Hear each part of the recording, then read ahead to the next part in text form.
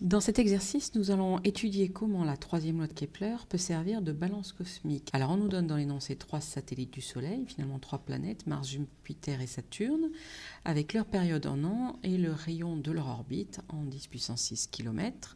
On nous demande dans un premier temps d'établir la valeur de la vitesse du centre de masse d'une de ces planètes dans le référentiel héliocentrique. Pour cela, nous avons besoin d'aller appliquer la première loi de Newton. Pour appliquer la première loi de Newton, on connaît la démarche, on va définir un système. Par exemple, je vais m'intéresser à Mars, j'aurais pu prendre une des deux autres planètes. Le référentiel, ainsi que l'énoncé l'indique, il est héliocentrique et il est galiléen. Et le bilan des forces, Mars n'est soumise qu'à une seule force, celle de son interaction gravitationnelle avec celle du Soleil. Donc c'est la force exercée par le Soleil sur Mars. Je représente rapidement la situation de façon à pouvoir écrire une expression vectorielle de cette force. Donc au centre, nous avons le Soleil, ici Mars qui est présente sur son orbite. Nous allons rajouter le repère de Fresnel, car c'est lui qui va nous permettre de réaliser l'étude du problème. Je vous rappelle que le repère de Fresnel possède deux vecteurs, un vecteur tangentiel et un vecteur normal.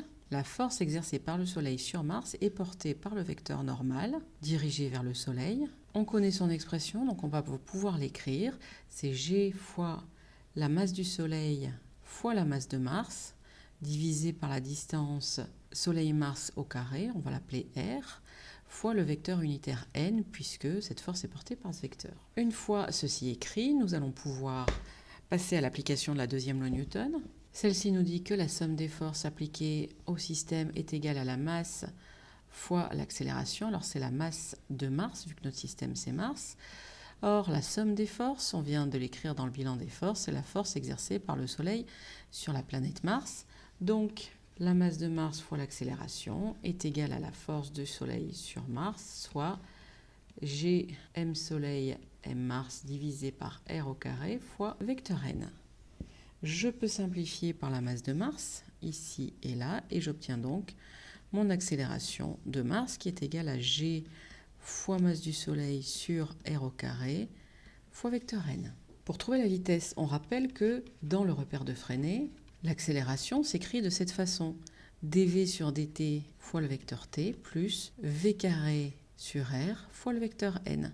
Et là, on va faire une identification comme on l'a fait par le passé. Tout ce qui est selon le vecteur n est égal, c'est-à-dire que v carré sur n est égal à g fois ms au carré. Et dv sur dt, finalement, est égal à 0 parce que nous n'avons aucune composante selon le vecteur t. Donc par identification, v carré sur r est égal à g ms sur r au carré. On peut simplifier ici par r et on écrit donc que v est égal à racine de g fois la masse du Soleil divisé par r. Dans la question 2, on va en déduire l'expression de la période de révolution. Alors, une période, c'est un temps, et une temps, c'est égal à une distance divisée par une vitesse. La distance, c'est la distance parcourue par Mars lors de sa révolution, c'est-à-dire lors de son trajet complet autour du Soleil.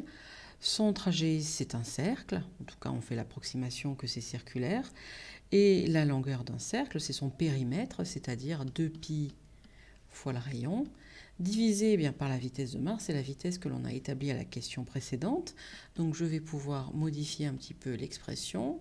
C'est ainsi égal à 2πr sur racine de gms sur r, soit 2πr racine de r sur g fois la masse du Soleil. On va réunir un petit peu les r parce que je vois qu'ils sont sous la racine et avant. Donc pour faire cela, je vais écrire que r, finalement, c'est racine de r au carré fois racine de r sur gms. Je sais que racine de a fois racine de b, c'est racine de a fois b. Donc au final, j'obtiens cette expression pour la période. T est égal à 2π racine de r au cube sur g fois la masse du Soleil. De plus, cela va nous permettre de répondre facilement à la question 3, vu qu'on veut l'expression de rapport t carré sur r cube. Eh bien, on a t et on a racine de r au cube, donc il suffit d'élever l'expression précédente au carré. On va écrire que t au carré est égal à 4π carré fois r au cube sur gms. Pour avoir l'expression de t carré sur r au cube, il faut simplement manipuler un petit peu l'expression mathématique pour obtenir 4π carré sur g fois la masse du Soleil. On nous demande si la troisième loi de Kepler est vérifiée. La troisième loi de Kepler, elle dit que le rapport de la période au carré sur la période de révolution au cube est égal à une constante.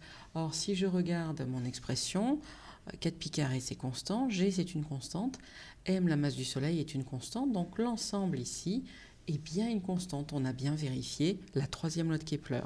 Alors on va se servir de cette constante pour, en tout cas de cette expression, pour aller calculer la masse du Soleil dans la question 4. Alors on va repartir de l'expression qu'on a établie et on va isoler la masse du Soleil. T² sur R au cube est égal à 4π² sur G fois ms. L'objectif c'est d'aboutir à ms égale.